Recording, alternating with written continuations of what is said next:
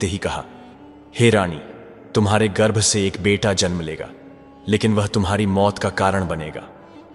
यह सुनकर राजा वीर हंस पड़ा और इसे मजाक समझा, लेकिन रानी सिंधिया के चेहरे पर डर की लकीर उभर आई। कुछ महीनों बाद जब रानी गर्भवती हुई तो उनके व्यवहार में अजीब सा बदलाव आ गया। वह रातों को अकेले जंगल में जाती और उनके कमरे से अजीब सी आवाजें आती। जब बेटे का जन्म हुआ तो राजा वीर ने उसका नाम रुद्र रखा। रुद्र एक सुंदर और स्वस्थ बच्चा था, लेकिन रानी उसे देखकर हमेशा चुप रहती। एक रात जब रुद्र 3 साल का हुआ, रानी ने राजा वीर से कहा, वीर, हमें उसे दूर भेज देना चाहिए, यह हमारे लिए खतरा है। राजा ने इस बात को नजरअंदाज कर दिया, लेकिन रानी के दिल में वह भविष्यवाणी अभी भी जीवित थी। एक रात जब राजा वीर अपनी सेना के साथ सीमा पर था, महल में एक अजीब घटना घटी। रानी सिंधिया ने अपने बेटे रुद्र को अपने कमरे में बुलाया। उस रात नौकरों ने देखा कि रानी के हाथ में एक खंजर था और उनके चेहरे पर एक अजीब सी मुद्रा थी। अगली सुबह जब राजा वीर वापस आया तो उसे पता चला कि रुद्र मरा पाया गया था। उसका छोटा सा शरीर खून से लथपथ था और रानी उसके पास बैठी खामोशी से आसमान को देख रही थी। राजा वीर ने रानी से पूछा, यह तुमने क्या किया? रानी ने कहा, हां, मैंने उसे मारा, क्योंकि वह हम सबकी तबाही का कारण बनने वाला था। यह सुनकर राजा वीर ने रानी को कैद करने का फैसला किया, लेकिन उसे यकीन नहीं था कि रानी सच कह रही हैं या पागल हो गई हैं। रानी सिंधिया को जंजीरों में जकड़कर महल के सबसे गहरे तहखाने में कैद कर दिया गया था।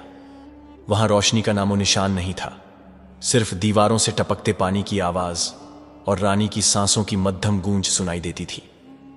राजा वीर ने आदेश दिया कि कोई भी रानी से मिलने न जाए, लेकिन उसका दिल बेचैन था। वह समझ नहीं पा रहा था कि जो औरत उसकी जिंदगी का हिस्सा थी, उसने अपने ही बेटे को क्यों मार डाला। क्या वह सच में पागल हो गई थी या इसके पीछे कोई बड़ा राज था? एक रात जब राजा वीर अपने कमरे में अकेला बैठा अपने बेटे रुद्र की यादों में खोया हुआ था, उसे एक नौकर ने बताया कि तहखाने से अजीब सी आवाजें आ रही हैं। राजा ने तलवार उठाई और तहखाने की ओर बढ़ा। जब वह वहां पहुंचा तो उसने देखा कि रानी जंजीरों में जकड़ी हुई जमीन पर बैठी है और उसके हाथ में वही खंजर था जिससे उसने रुद्र को मारा था। राजा हैरान हुआ। यह खंजर तो उसने खुद रानी से छीनकर महल के खजाने में बंद कर दिया था। सिंधिया, यह खंजर तुम्हारे पास कैसे आया? राजा ने गुस्से से पूछा। रानी ने सिर उठाया और कहा, वीर, यह खंजर मेरे पास खुद आया, क्योंकि इसका काम अभी खत्म नहीं हुआ। राजा वीर के कदम लड़खड़ा गए। क्या मतलब? तुम अब भी खून बहाना चाहती हो? रानी ने मुस्कुराते हुए कहा, नहीं वीर, मैंने जो किया वह तुम्हारी और इस राज्य की भलाई के लिए किया। अब समय आ गया है कि तुम सच जान लो। रानी ने राजा वीर को बताया कि जब रुद्र पैदा हुआ था तो उसकी माथे पर एक अजीब सा निशान था, एक निशान जो प्राचीन वेदर्भा के दुश्मन कबीले कालशक का प्रतीक था।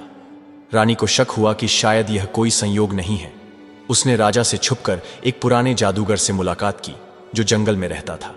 जादूगर ने बताया कि रुद्र का शरीर असल में एक प्रतिछाया था, एक ऐसी आत्मा जो दुश्मन ने रानी के गर्भ में डाली थी ताकि वह बड़ा होकर वेदर्भा को तबाह कर दे। लेकिन वह मेरा बेटा था, राजा वीर चिल्लाया। तुमने उसे कैसे मार डाला? रानी ने कहा, वीर, वह तुम्हारा बेटा नहीं था, वह एक धोखा था, एक जादुई छलावा। अगर मैं उसे न मारती तो वह तुम्हें और इस पूरे राज्य को खत्म कर देता। राजा वीर यह सुनकर स्तब्ध रह गया। उसने रानी से पूछा, तो फिर तुमने मुझे पहले क्यों नहीं बताया? रानी ने जवाब दिया, क्योंकि तुम मुझ पर विश्वास नहीं करते। तुम उसे अपना बेटा समझकर मेरी बात को झूठ समझते। राजा वीर अभी इस बात को हजम करने की कोशिश कर रहा था कि अचानक तहखाने की दीवार पर एक परछाई दिखाई दी। यह परछाई न रानी की थी और न ही राजा की। राजा ने पीछे मुड़कर देखा तो वहां कोई नहीं था, लेकिन परछाई बढ़ती जा रही थी। रानी ने डरी हुई आवाज में कहा, वीर, यह वही है, कालशक का सरदार। अचानक दीवार से एक धुआं निकला और उसमें से एक लंबा काला कपड़ा पहने हुए व्यक्ति प्रकट हुआ। उसके चेहरे पर एक मास्क था और उसकी आवाज गहरी और डरावनी थी। सिंधिया, तुमने मेरी योजना विफल कर दी, लेकिन अभी खेल खत्म नहीं हुआ। राजा वीर ने तलवार उठा